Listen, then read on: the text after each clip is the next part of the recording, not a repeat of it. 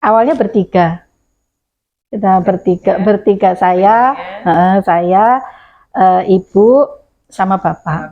Terus udah alhamdulillah bertiga selesai pembayarannya. Terus kemudian kok dipikir lagi dengan kondisi ibu seperti itu, ini Pak Arif suami itu ini kok nanti kan meskipun kita di sana satu kamar, kan nanti dalam proses ibadah di sana itu kan pasti berpisah. Iya ya, terus bapakku masih apa gitu kan. Akhirnya kepikir, yaudah akhirnya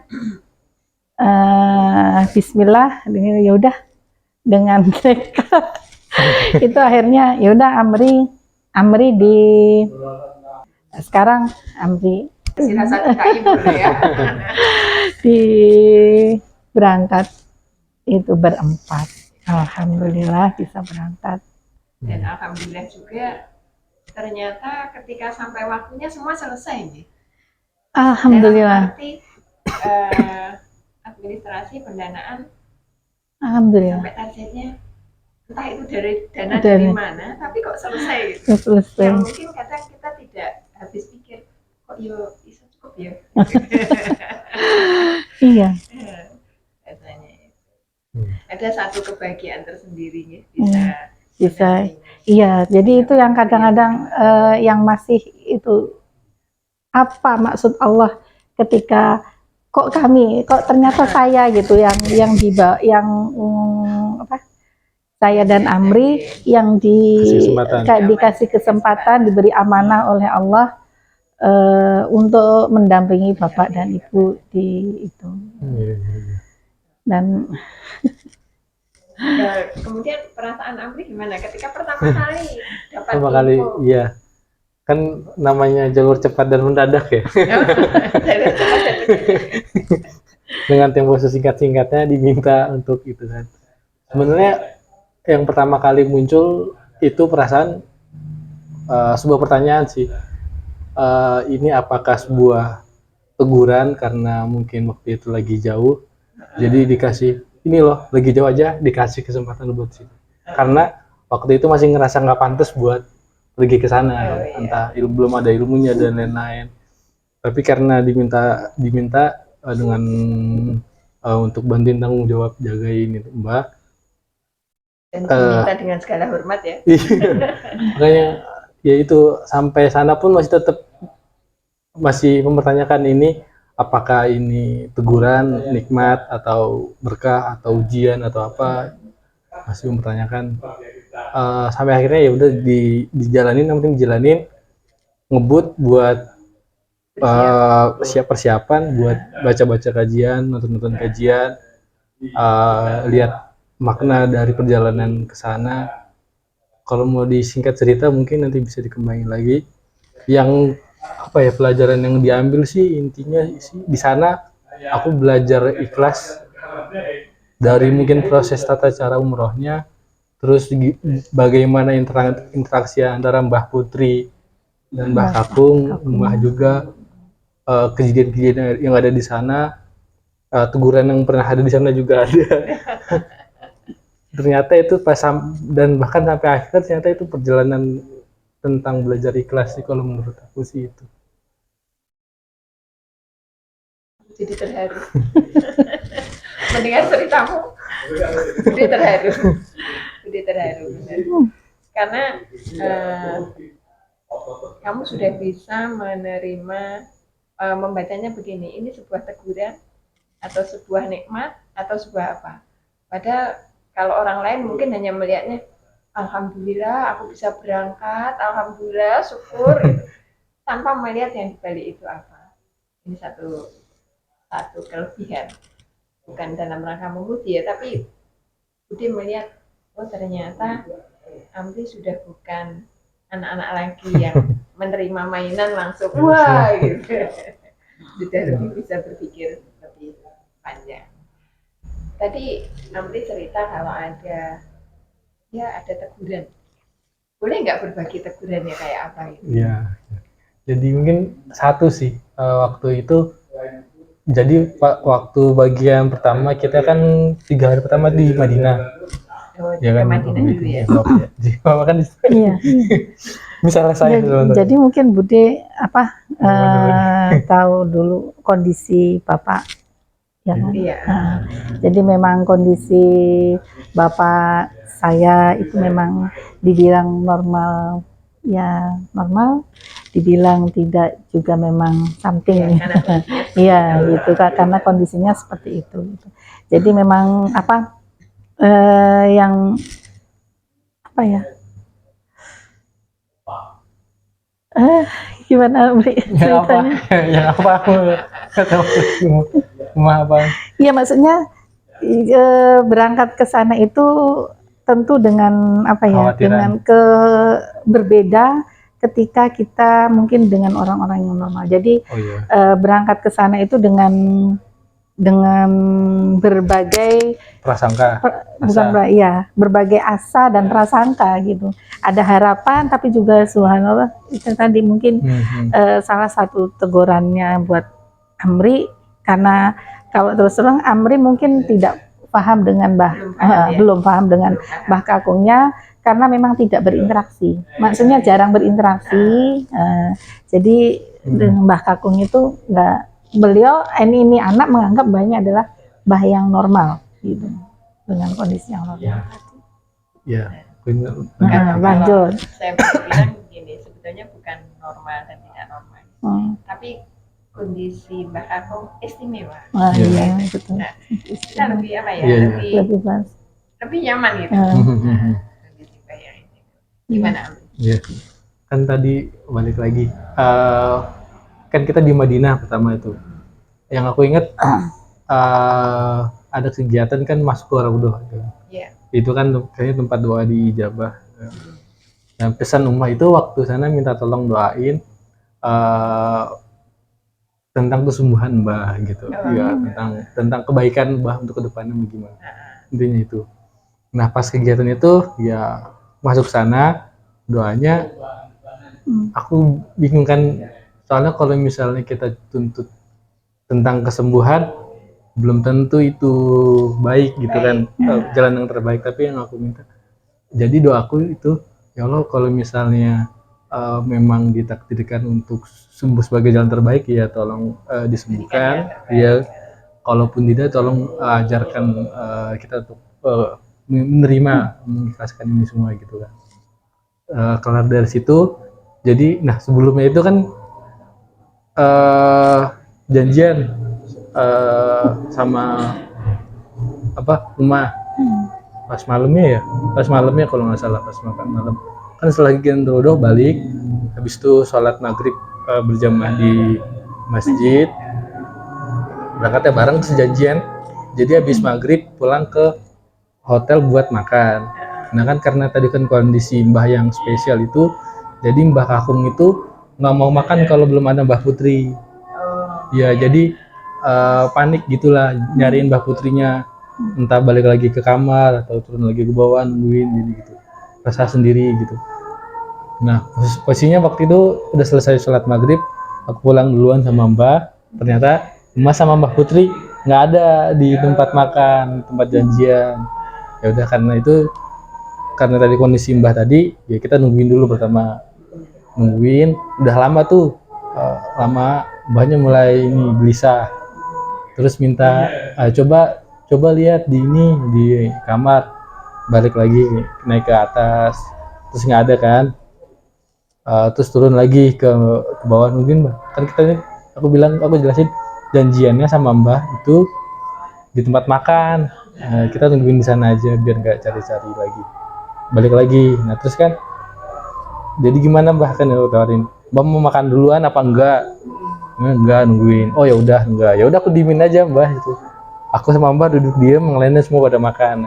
Ternyata kondisi kayak itu bikin Mbah juga tambah panik lagi gitu kan. Ini gimana nanti makanannya habis tadinya. Mungkin itu kalau yang sekarang dipikir so sweet banget ya, mau makan aja nunggu. Iya makanya. Aduh. Nah pas itu waktu itu ya kesel sama sebenarnya keselnya karena kondisi itu kesel sama Ummah yang nggak bisa ngelihat kondisi gitu. Udah tahu Mbak kayak gini malah kok pulangnya lama-lama, ini kemana dulu nih. Akhirnya balik juga setelah berapa, satu jam setelah Iya, jadi Amri dengan mbahnya yang punya pemikiran seperti itu. Tapi sebenarnya mungkin itu salah saya. Kalau di itu, karena kan di kesepakatan di awal ketika berangkat itu, nanti habis maghrib kita balik dulu. Cuman kok saya mungkin excited melihat maksudnya masuk di Masjidil Haram itu, jadi kesepakatan itu berubah gitu loh dengan Bu masih di Nabawi itu di Madinah. Jadi mengke dahare bakda sholat isya mau nih. Jadi Bu, karena mungkin Ibu juga pengen juga beribadah lebih gitu. Jadi kayaknya ya udah. Jadi saya dengan Ibu keasikan iya.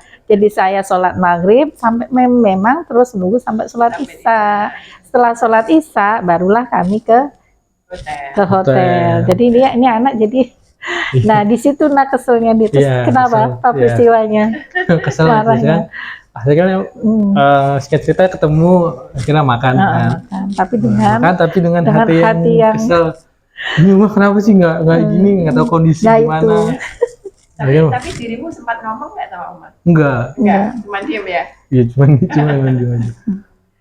Kalau nggak salah gimana ya? Mau gimana sih? Mana iya sih, maksudnya gitu? Itu ya, tapi dari gesturnya dari itu saya tahu kalau dia kesel sama saya. Terus saya astagfirullah, iya ya. Saya jadi memang yang merubah kesepakatan itu saya gitu. Tapi ya udah minta maaf. Tapi kan dia sempat kesel. Kejadiannya? Jadi pas tetap makan tuh tetap masih ada yang ganjil karena kesel. Sampai akhirnya ternyata pas makan itu tiba-tiba saya nggak bisa napas. Bener-bener nggak bisa napas. Satu udara pun nggak masuk.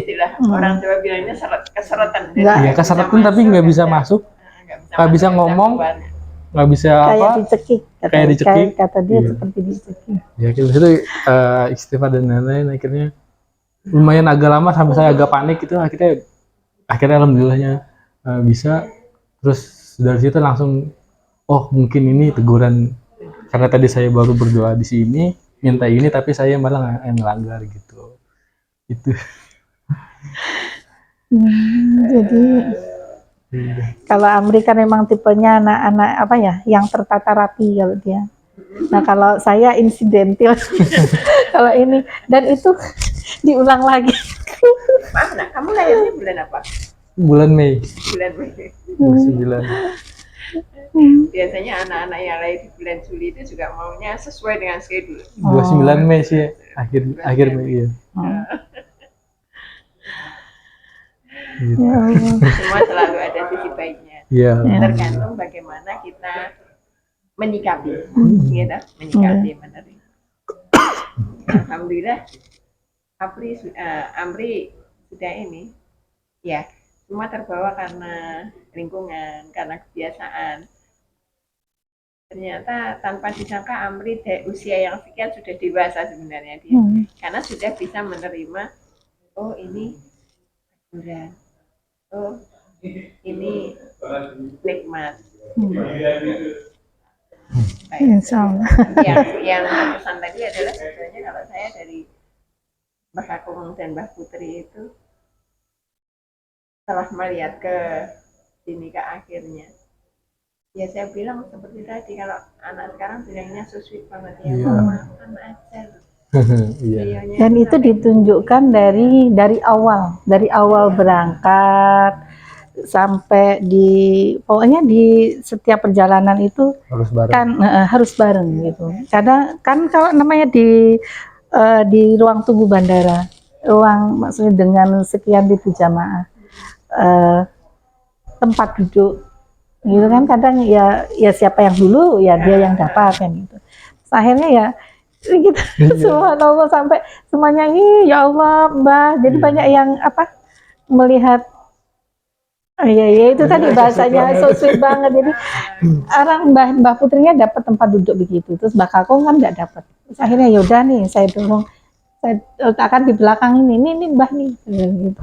Jadi seperti itu. Jadi kadang-kadang dibuat bercanda juga sih. Jadi iya, jadi bercandain. Iya, dia bercandain.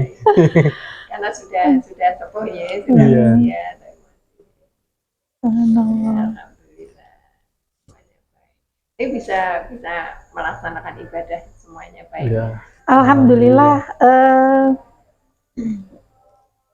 Kemarin tuh agak sempat apa dengan kejadian terus ibu kok diambil oleh Allah itu, apa saya yang terlalu nekat ya? Jadi ibu sama bapak itu nggak pakai kursi roda. Waktu di sana. Wah, jadi dari pas di sa'i, bukan tawaf ya namanya, tawaf, beliau nggak pakai kursi roda, bahkan semuanya saya, maksudnya kalau kondisinya Mbah Putri itu kan emang jadi gelendot, tapak kakinya kan udah nggak itu ya. Jadi dirangkul dari awal tawaf, terus kemudian ke tempat sa'i juga sama. Subhanallah. Ya bahagia, dan itu maksudnya ya Allah, ibu saya dengan kondisi yang seperti itu, Allah memberikan kemudahan dan kemudian dan selesai waktu di saat itu selesai tanpa menggunakan kursi roda gitu. Subhanallah, itu meskipun itu dengan perjuangan yang ini itu tadi, jadi ya sabarnya ya, maksudnya saya sangat berterima kasih ke Amri gitu, maksudnya kepada Pak Arif gitu kan, maksudnya berpikirnya subhanallah jauh gitu. Kalau kemarin saya pikir udah saya bisa lah sendiri itu gitu. Ternyata ketika melaksanakannya, ya Allah, ini hikmahnya kenapa saya harus sendiri dengan ibu, terus kemudian ada Amri dengan Mbah Kakungnya seperti itu. Dan mungkin kalau memang di tanah suci pun kondisinya seperti Mbak ya, yang penuh dengan itu, masnya ya Allah, bisa ini ya sangat itu hikmahnya, dan bersyukurnya, berterima kasihnya kepada suami tercinta. Langsung berpikirnya, oh iya subhanallah, kok aku nggak tega, katanya kenapa kok Amri itu, aku nggak tega karo jenengan itu kok ngurusin ibu bapak sama ibu, bisa nggak awalnya. Subhanallah, itu mungkin hikmahnya ini. Ternyata apa ya, lebih berpikirnya lebih panjang kan, lebih jauh gitu ya, lebih karena mungkin ya Pak Arif sudah pernah gitu ya, jadi mungkin melihat kondisi di sana sehingga beliau bisa membayangkan nanti betapa ininya dengan kondisi bapak ibu yang sudah sepuh itu tadi.